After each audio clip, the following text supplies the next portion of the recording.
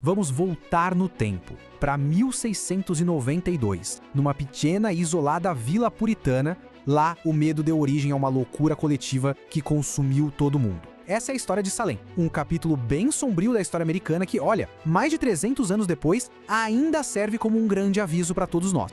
Então vamos nos transportar para Salem. Pensa num lugar governado por uma fé extremamente rígida e uma certeza absoluta, a de que o diabo estava sempre por perto. Cada sombra, cada boato podia ser um sinal do mal.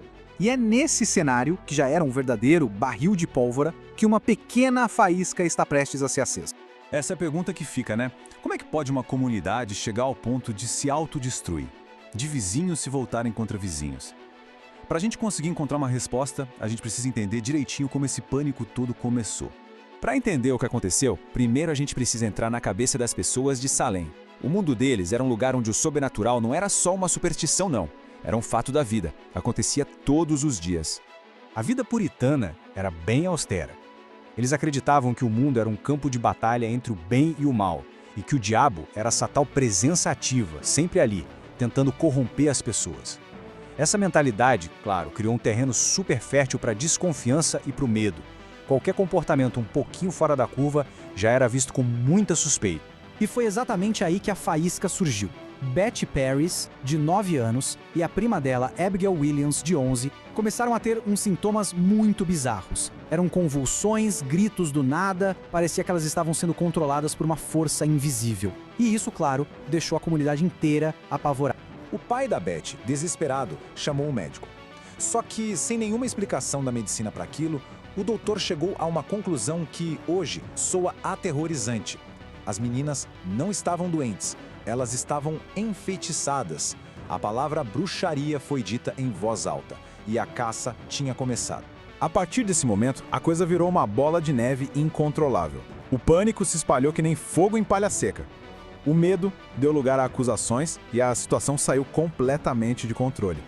E olha só que interessante, quem foram as primeiras acusadas? Não foram pessoas poderosas, muito pelo contrário. Eram mulheres que já viviam à margem da sociedade. Sarah Good, que era uma mendiga, Sarah Osborne, uma senhora doente que quase não era vista, e Tituba, a escrava caribenha da família Parris. Ou seja, eram os alvos mais fáceis. E aqui a história tem uma virada fundamental.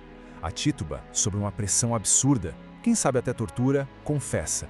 Ela diz que foi procurada pelo diabo, mas ela não para por aí. Ela começa a acusar outras pessoas da vila. Essa confissão foi a prova que a comunidade precisava para validar seus piores medos. Foi como jogar gasolina na fogueira. E essa linha do tempo aqui mostra a velocidade com que tudo aconteceu. É assustador. Em janeiro, a gente tinha sintomas estranhos. Em junho, menos de 6 meses depois, já estavam acontecendo as execuções oficiais. A histeria tinha tomado conta de tudo. No total, mais de 200 pessoas foram acusadas. 200? Homens, mulheres, jovens, idosos. Ninguém estava a salvo. A teia de suspeita foi se espalhando e destruindo famílias inteiras. Dessas, 19 pessoas foram enforcadas. Esse número é o resultado fatal de um sistema de justiça que aceitava sonhos e visões como se fossem provas concretas. É algo difícil de imaginar. E ainda teve um caso muito brutal, o de Giles Corey. Ele se recusou a se declarar culpado ou inocente, e por isso ele foi pressionado com pedras até a morte. Um ato de resistência terrível que acabou virando uma lenda. Ok, a gente viu o que aconteceu, mas a pergunta que não quer calar é: por quê? Como isso foi possível? Vamos dar uma olhada agora nos fatores que criaram o cenário perfeito para essa tragédia. Basicamente foi uma tempestade perfeita. De um lado, essa crença fervorosa no diabo.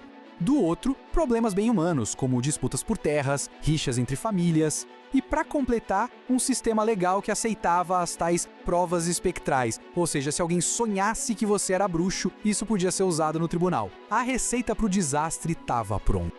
E essa história ecoou por muito tempo.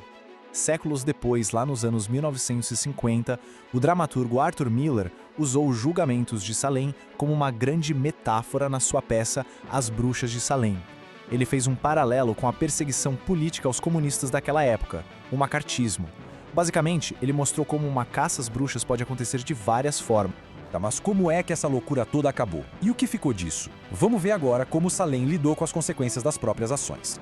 A maré começou a virar quando a situação ficou tão absurda que o próprio governador de Massachusetts, William Phips, precisou intervir. Ele dissolveu a corte e disse: chega, a partir de agora só vale prova concreta. O reinado das provas espectrais tinha finalmente terminado. E o mais impressionante, só 5 anos depois, a comunidade declarou um dia de jejum e reflexão. Foi um pedido público de perdão pelos erros terríveis que foram cometidos. Um reconhecimento bem rápido até, de que uma injustiça enorme tinha acontecido ali. Hoje, Salem é um lugar que vive essa dualidade. Por um lado, virou um destino turístico super popular que explora essa história sombria, principalmente no Halloween, mas, ao mesmo tempo, é um lugar de memória solene. Tem museus, memoriais para as vítimas, tudo para servir como um alerta constante sobre os perigos da intolerância e da histeria em massa. E isso nos traz à reflexão final. A história de Salem não é só sobre o passado. Ela nos força a perguntar como o medo do que é diferente e a busca por bodes expiatórios ainda moldam o nosso mundo hoje. É um lembrete de que a razão e o respeito precisam sempre prevalecer sobre o pânico.